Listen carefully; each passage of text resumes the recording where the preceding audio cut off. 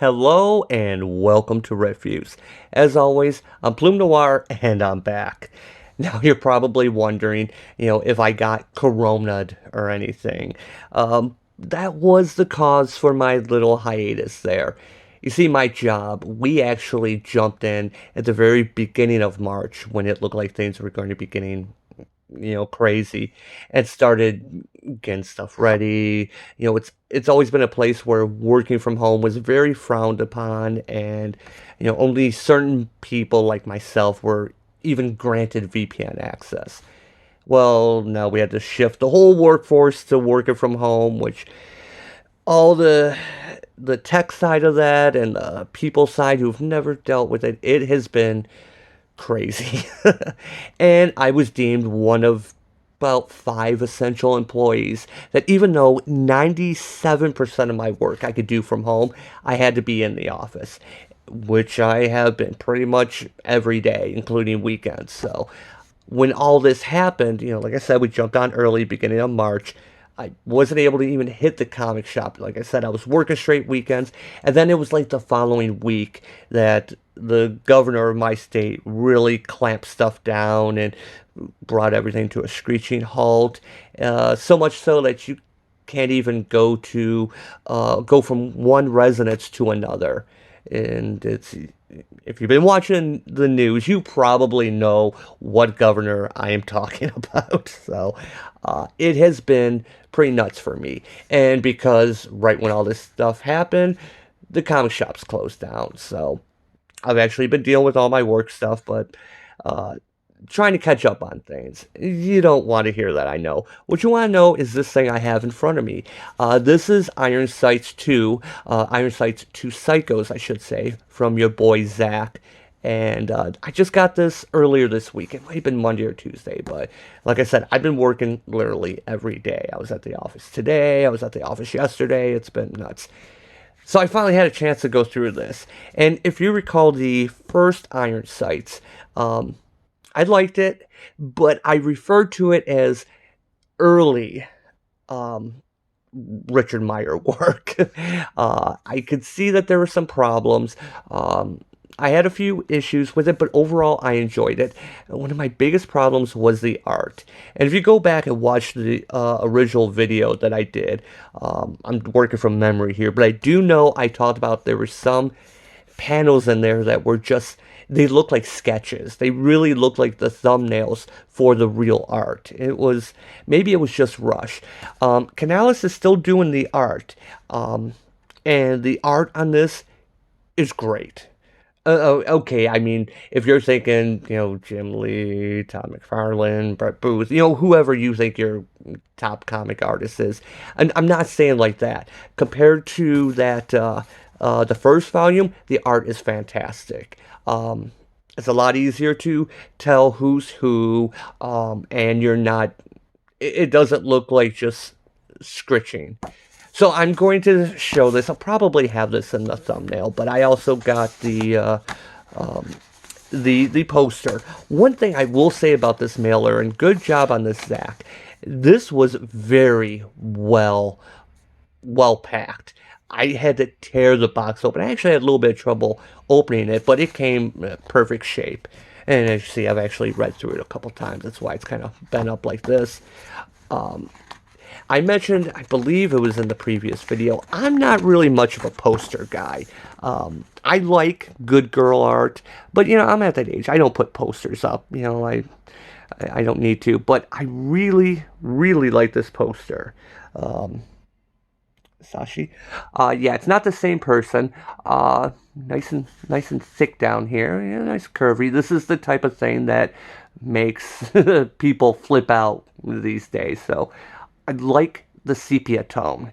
It's kind of classy. It's I like this. Am I going to put it up? No, obviously. I don't need to really focus on her boobs there. This is Esme, as you remember from the first volume. She was kind of the MacGuffin, everything with that. Now, I will say about this volume, okay, I'm going to fold this up because I'm just going to be like looking like I'm feeling her up. So let me just kind of fold this up and put it off to the side. I am assuming that you have read the first volume. Now, I know that your boy Zach did have a 2-volume edition, that if you missed it the first time, you could have gotten it with this one. So, I'm assuming that you have read that because there will be some spoilers for the first issue. I'm not going to go as long as I did in my review before. I think that one was like almost 40 minutes long. I'm just going to go through a little bit of this and talk a little bit. Now, this covers some of the characters from the previous volume. Of course, we've already talked about Esme, who she doesn't like to close her shirt. She's pretty much there for the hard nipples. It just seems to be kind of similar to the previous story. So maybe she was one of those, some women, they get boob jobs and then their nipples are always hard. I'm getting that impression from her. And then, of course, you have Johnny, Ramadi, however you say it. He was in the first volume. He was one of the protagonists in the first volume. And then, of course, we have Harm, who's pretty much the main character in this. And we have the other guy here, Mel, because even though he's introduced as Miguel, he claims he's the son of God because he's schizophrenic. And I'm not even going to try and say the Mixaldadak, whatever it is. I'm just going to call him Mel for short. These are our main characters, really. There are 2 other characters who are really important to this story, and that's Ernie and Griselda. As I was reading this, I kind of referred to Ernie as the Mexican Tim Pool. So I'm going to pop into a few pages. Now, Zach has already shown the first few pages on the Indiegogo page. And here we have Johnny Ramadi. This takes place 2 years after, so you notice he's got his long hair, still has his soul patch, and he's trying to take out trying to perform a hit for Ismay, because now he's working for her, for the cartel. Now, the story is about Johnny. It's just easier for me to say than Ramadi, because I know I'm probably mispronouncing that. He's been tasked to basically recruit some people. Ismay's a little bit more of a psycho, a little bit more of a, I guess I have to say, bitch. She's really, really cold-blooded. And, of course, running the cartel, she's got the other cartels to worry about. So she's trying to hire in some more muscle. And it turns out that one of the people that is on this list for Ramadi to recruit is Harm. Harm, who worked with Woods. Do I have that open to the page here? You notice I have a few marks here, just because there's a few things I wanted to bring up. I'm skipping around here. This goes into their past. This is Harm. This is actually a flashback with Woods. This is from a couple years ago, so right about the time of the first volume. And it shows, the 2 of them working together, and how basically Woods is Harm's ticket home, ticket out of Mexico. But since, again, I said there'd be spoilers, since Woods did not survive the first volume, Harm has been stuck in Mexico. And that brings us to the other 2 characters that I just mentioned in brief, Ernie and Griselda. These 2 characters, I kind of like them. Basically, he is doing reports on the cartels, uploading them. That's why I called him kind of the Mexican Tim Pool.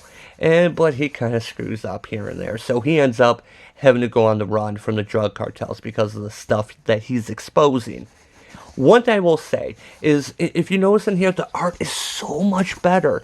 But there are a few places. I labeled this one because when I was first reading this, Ernie seems like really skinny here. And then, okay. And then you see this face over here. And it took me a moment to realize this is all the same guy. Because it looked a little bit, short-haired there, look a little bit longer there, longer face, more of a jaw. And then you see it's actually just the way it's falling. A little bit of minor nitpick, you see what I'm saying here? Minor nitpick, but so much better than the previous issue. Now, the story also deals with how Ramadi and Harm know one another. and it uses a lot of flashbacks, which is good. They served in the Marines together, and shows some of their missions. I'm not going to spoil too much of this, but you get to see, Harm is pretty much a badass. Johnny, not quite so much. And then I'm going to go back here a little bit to the previous page, because we do have another character here. This is Diego. He's a killer, kind of like a hitman, but he's really depressed. We even see him later in confessional, trying to, figure out what he's doing. And then we have the kind of wild card here. Here's the one I talked about. He's the son of God. Like I said, I'm not even going to try and say that. Melchizedek. I'm embarrassing myself. That's why I just call him Mel. This character is great. There's not enough of him. So basically, the plot of this is that Ernie and his girlfriend Griselda are on the run from the cartels. Ramadi is trying to recruit Harm, but of course they have a history, and Mel gets caught up into this as we have all the cartels. It actually all comes together pretty well, and how these characters all come together. It's very enjoyable. Do I have some nitpicks? Yes, I do. Sorry, Zach, I do have some nitpicks on this. I even wrote them down.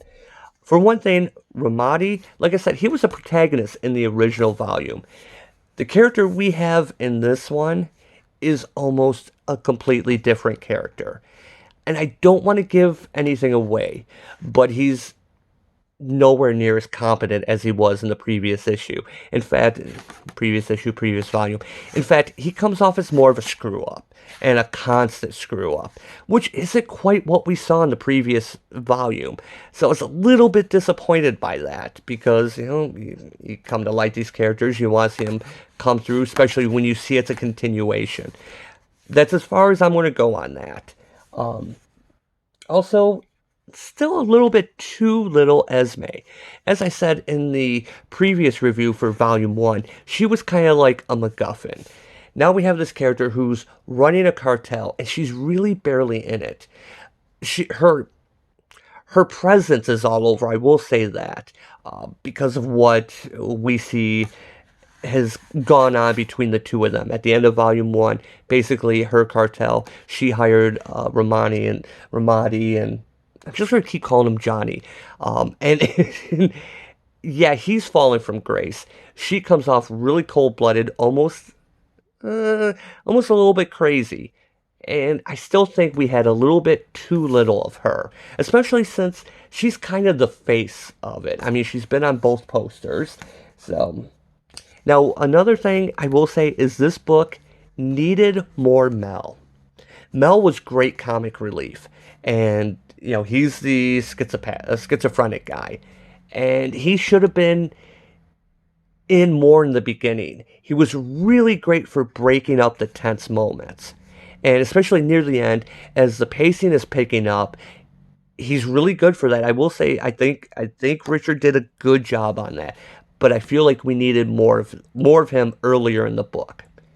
Now, the other thing I had was, this big badass truck here that was custom built for Diego. He's a depressed hitman guy who is even mentioned on the back cover. Depressed homicidal giant. I don't remember. Now I'll be honest. I did not reread Iron Sights 1. I pretty much remembered it pretty well because I read it through several times before, and I don't remember him in the previous volume. I could be wrong, but I'm pretty sure he wasn't in the previous volume.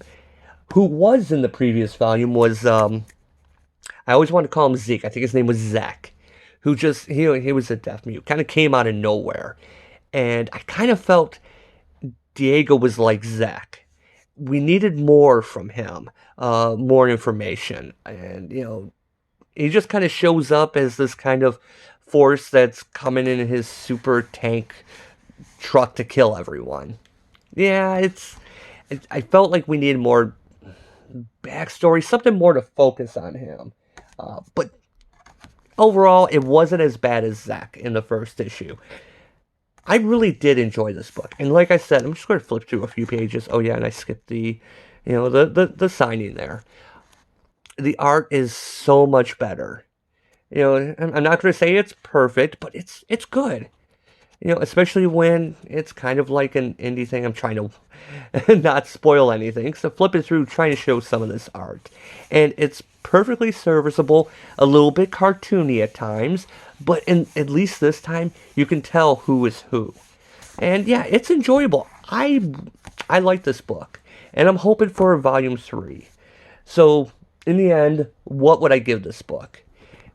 I think I would go with a 130. I would go 130. Now I know I just complained a lot about a bunch of stuff there, but they were all really little nitpicks. My biggest one was Johnny's character, that he seemed after the first volume, and maybe I should have reread that again before, but it's not the Johnny I remember, and maybe some more could have gone into how much he's fallen and how he's become such a screw up, but he was always a screw up. So I guess he had this little portion in volume 1 where he was a little bit more competent, I guess. Making mistakes, yeah, is one thing, but he is shown to be not that great. That was my only real problem with this issue. So I would give this a 130. Here's a little bit of trivia.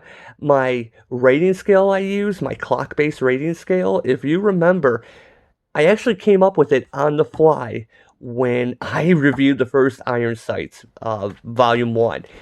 It was something I just did as I was recording the video to come up with something better than yay or nay, buy, don't buy, yes, no, pass. So I went with the clock-based, and I think I gave it a 230, which was my first score I ever gave to anything with that system. Was Iron Sights, the first one, 230. This one, I'm going 130. It is better. I think Meyer has done a much better job with the writing, much better job with the placing. The characters seem a lot more real than I recall in the first volume, especially Ernie and his girlfriend, Griselda. I enjoyed those scenes with them. I really, I would have thought when I first read this, I'm like, oh God, they're going to be the load. Here's the guy, it's going to be the daring reporter. No, I enjoyed their scenes and the way things all weave together and how he's trying to be cunning and maybe bends the truth a little bit. Enjoyable. I liked it. And I said it again, I got to give Canales credit on the art. It is so much better. So yeah, I boosted it a whole clock hour from 230 to 130 from the previous video. So anyway, that's my review of Iron Sights 2 Psychos. Hoping for a third volume. Really enjoyed it. I said at the end of the previous video for Iron Sights Volume 1 that I wanted to see more, and this book delivered.